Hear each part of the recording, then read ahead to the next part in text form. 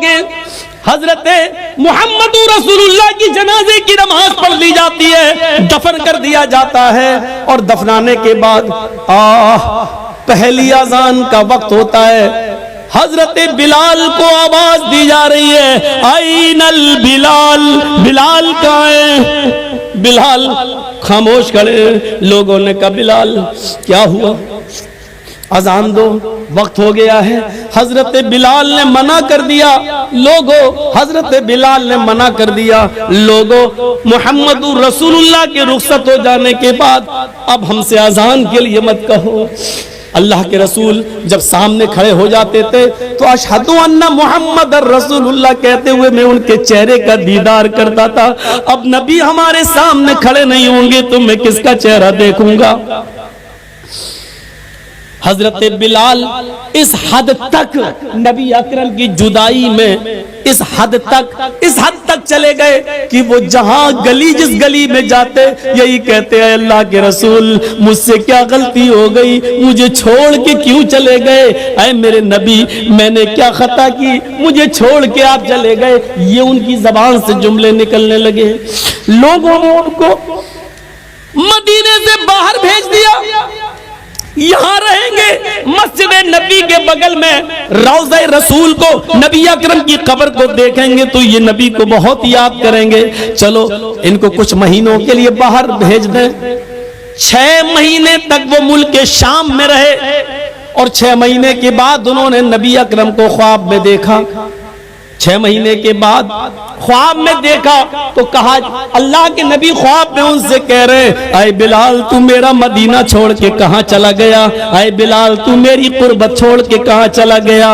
اے بلال تو میری نزدیکی چھوڑ کے کہاں چلا گیا؟ اے بلال تو مدینے میں واپس آ جا۔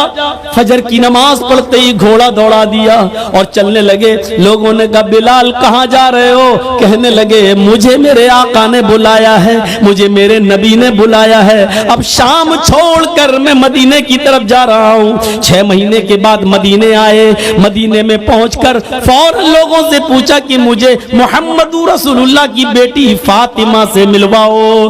فاطمہ رضی اللہ تعالیٰ عنہ کی شکل محمد رسول اللہ سے اپنے ابو سے بہت ملتی جلتی تھی، بہت حد تک ایک تھی۔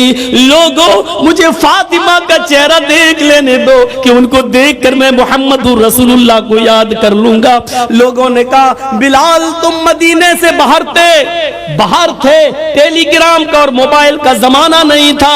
اے بلال تمہارے آنے سے چند دن پہلے محمد رسول اللہ کی بیٹی حضرت فاطمہ بھی اس دنیا سے چل بسی، وہ بھی اللہ کو پیاری ہو گئی، وہ بھی اب اس دنیا میں نہیں رہی۔ نظریں آسمان پہ ڈالی، اے اللہ نبی کا غم ابھی بھولا نہیں تھا، کیا ایک اور غم میرے اوپر آ گیا؟ فاطمہ بھی اس دنیا میں نہ رہی۔ زبان سے نکلا انا للہ و انا الیہ راجعون۔ کسی طرح خاموش ہوئے، باتیں ہوئیں، اور تھوڑی دیر کے بعد اذان کا وقت ہو گیا۔ لوگوں نے کہا بلال مہینے گزر گئے تمہاری اذان نہیں سنی، بلال آج اذان دے دو۔ کہنے لگے نبی اکرم کے رخصت ہونے کے بعد اب اذان کے کلمات مجھ سے نہ دلواؤ۔ ادھر نبی کے نواسے حسن آ گئے، ادھر حسین آ گئے۔ دونوں کہنے لگے اے بلال جانتے ہو ہم کون ہیں؟ ان دونوں کو اپنے دونوں ہاتھ سے دبایا، تم دونوں نبی اکرم کے نواسے ہو۔ میرے نانا نے کیا کہا تھا؟ جس نے میرے نواسوں کا دل توڑا اس نے محمد رسول اللہ کا دل توڑا۔ اے بلال تمہیں اذان دینا پڑے گی آج، یہ محمد رسول اللہ کے نواسوں کی خواہش ہے۔ بلال رونے لگے، چیخ پڑے اے حسن اے حسین، تمہاری زبان سے نکلنے والے لفظوں کو اور تمہاری خواہش کو تمہارے نانا نے نہیں توڑا تو میں کیسے توڑ سکتا ہوں؟ میں اذان دوں گا۔ وضو بنایا، اذان دینے کے لیے کھڑے ہو گئے۔ وہی اونچائی ہے، وہی مسجد نبوی کا مینارہ ہے، وہی کانوں میں انگلی دی ہوئی ہے، اور اسی جگہ پر اذان کے کلمات بلند ہو رہے ہیں۔ حضرت بلال کی اذان سننے کے لیے لوگوں نے پہلے ہی مسجد بھر دی، اذان سے پہلے ہی مسجد آباد، کھجور کے پتوں کی بنی ہوئی چٹائیاں بچھی ہوئی، سارے لوگ مسجد میں بیٹھے ہیں۔ 6 مہینے پرانا محمد رسول اللہ صلی اللہ علیہ وسلم کا زمانہ یاد آ رہا ہے۔ حضرت بلال کے کانوں میں انگلیاں ہیں اور حضرت بلال ان جملوں پر پہنچے ہوئے ہیں، اللہ اکبر اللہ اکبر۔ جیسے ہی بلال نے اللہ اکبر کہا، کعبے کی رب کی قسم ان جملوں نے نغمہ قیامت برپا کر دیا۔ جیسے یہ جملے نکلے، لوگ اپنے گھروں سے اور تیزی سے نکلنے لگے۔ جیسے یہ جملے نکلے، ایسے ہی عورتیں بے قابو ہو جاتی ہیں، وہ بھی اپنے گھروں سے اٹھ کر اوپر چھت پہ چڑھ جاتی ہے کہ آج بلال کی اذان چھت سے سنیں گے تو صاف سنائی دے گی۔ جیسے ہی عورتیں بے قابو ہو کر چھتوں پہ چڑھ رہی تھیں، لوگ دھڑا دھڑ مسجد کی طرف بھاگ رہے تھے۔ اس وقت بلال ان جملوں پر پہنچ چکے تھے، اشہد ان لا الہ الا اللہ۔ بلال کی زبان سے جب یہ جملے نکلے، اشہد ان لا الہ الا اللہ، اس وقت تک پرندے درختوں کی اوپر بیٹھ گئے تھے، گویا کہ پرندے بھی حضرت بلال کی اذان سننے کے مشتاق ہوں۔ درختوں کے پتوں کی جنبشیں بند تھیں، شاید آج وہ بھی اذان سننا چاہتی ہیں۔ یہ ساری چیزیں بے قابو تھی، عورتیں چھتوں پہ چڑھ کے بلال کی اذان سننا چاہ رہی ہیں، درختوں کے پتے جنبش نہیں کر رہے ہیں، چہچانے والے پرندے بھی خاموشی کے ساتھ بلال کی اذان سن رہے ہیں، اور صحابہ کرام کی آنکھوں میں آنسو ہے۔ نبی اکرم کا زمانہ یاد آ رہا ہے، ایک ایک صحابی کی آنکھوں سے گرنے والے آنسوؤں نے مسجد نبوی پر کھجور کے پتوں کی بنی ہوئی چٹائی کو بھگو دیا ہے، پوری کی پوری چٹائی تر ہو جاتی ہے۔ حضرت بلال ان جملوں پر پہنچتے ہیں، اشہد ان محمد الرسول اللہ۔ ابھی ان کی زبان سے محمد کا جملہ ہی نکل پایا تھا، رسول اللہ کا جملہ نہ نکلنے پایا کہ ان کی نگاہ وہیں پہنچ جاتی ہے جہاں جناب محمد رسول اللہ کھڑے ہو جایا کرتے تھے اور بلال سے کہتے تھے کہ اذان دو، اور بلال انہیں دیکھ کر پوری اذان دیا کرتے تھے۔ آج اس جگہ پر نبی اکرم کو غائب پایا، آج اس جگہ پر محمد رسول اللہ کو موجود نہ پایا، پریزنٹ نہ پایا۔ جیسے ان کی نظر اس جگہ گئی اور نبی کو موجود نہ پایا تو غشی آئی، چکر آئے اور بے ہوش ہو کر وہ زمین کی اوپر گر پڑے۔ لوگوں نے پانی کے چھینٹے مارے، بقیہ الفاظ دوسروں نے ادا کر دیے، ان پر چھینٹے مارے گئے، پانی کے چھینٹے مارے گئے، ہوش میں لایا گیا اور کہا بلال نے، لوگوں میں نے تمہیں پہلے ہی کہا تھا، نبی اکرم صلی اللہ علیہ وسلم کے انتقال کے بعد اب مجھ سے اذان کے لیے نہ کہا کرو، میں محمد رسول اللہ کہتے ہوئے کس کے چہرے کو میں دیکھوں گا۔ یہ اندازہ تھا، ہمیں سوچنا چاہیے، لیکن قبر ان کی بھی ہے۔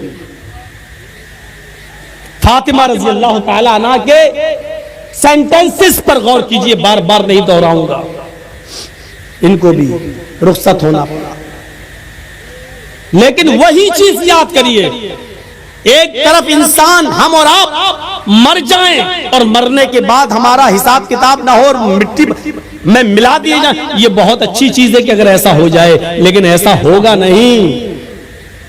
مسئلہ یہ نہیں ہے، مسئلہ یہ ہے کہ مرنے کے بعد بھی تو چین نہیں ہے۔ دنیا میں اگر اچھے عمل کیے ہیں تو ان کا انعام قبر میں ہی ملنا شروع ہو جاتا ہے، اور اگر ہم نے اور آپ نے اچھے عمل نہیں کیے تو مرنے کے بعد اس کا عذاب بھی شروع ہو جاتا ہے۔ ابھی قیامت میں تو حساب ہونا الگ باقی ہے، وہ ایک الگ چیز ہے۔ یہاں سے ہی شروع ہو جاتا ہے دور۔ حضرت عثمان غنی کے سامنے جہنم کے عذاب کا ذکر کیا جاتا نہیں روتے، لیکن جب قبر کے عذاب کا ذکر کیا جاتا تو اتنا روتے کہ ان کی داڑھی تر ہو جاتی۔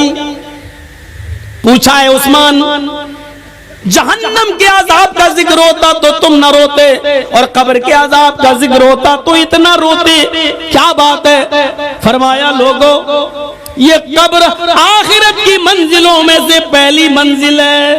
فَإِنَّ الْقَبْرَ، بہت آسان ہے، تم تو 12 تاریخ کو جشن منا لوگے، بہت آسان ہے، تم تو 12 تاریخ کو جلوس نکال لوگے، بہت آسان ہے، تم تو 12 تاریخ کو خوشیاں منا لوگے، لیکن 12 تاریخ کو فاطمہ رضی اللہ تعالیٰ عنہ کے آنکھ سے نکلنے والے آنسو تمہیں کبھی معاف نہیں کریں گے۔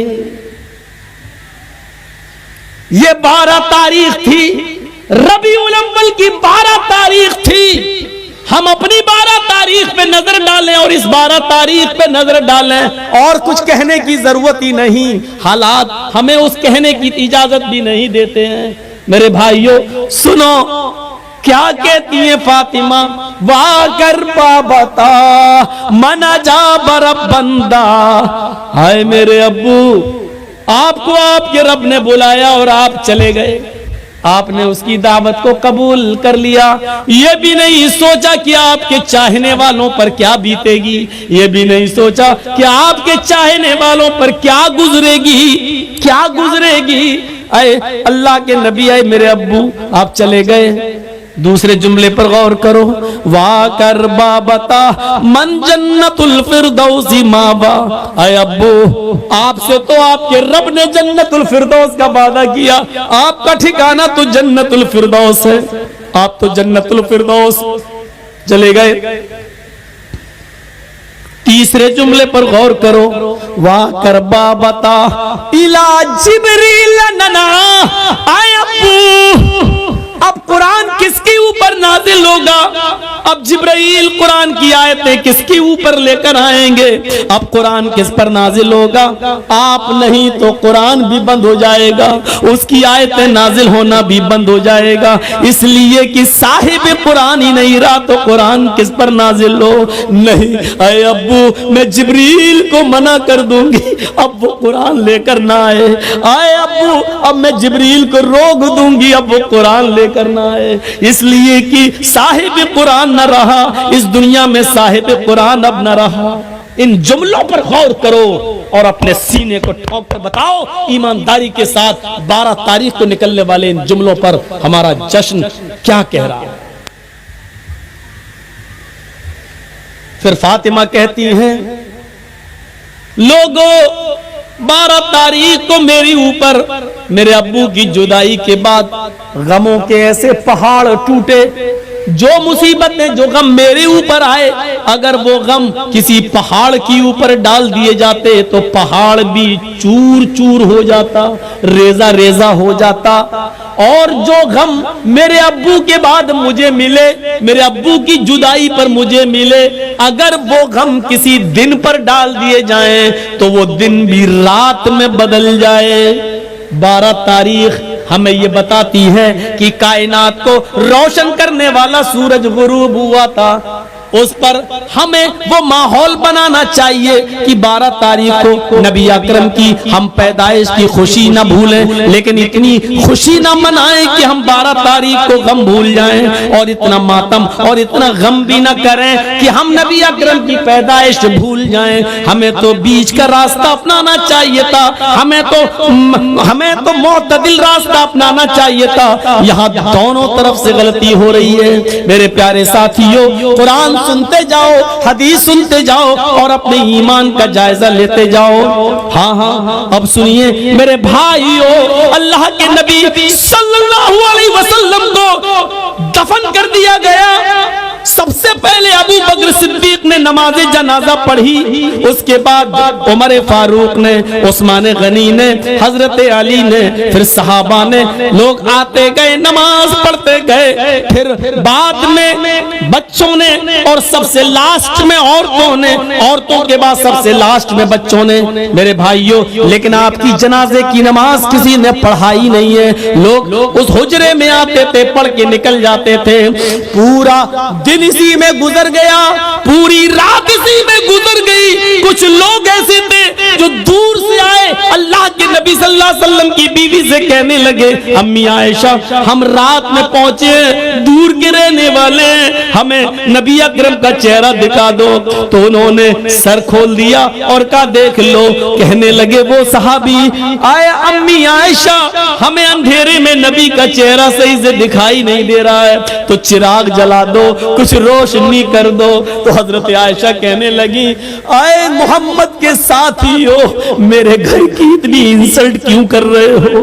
میرے گھر کو اتنا ذلیل کیوں کر رہے ہو؟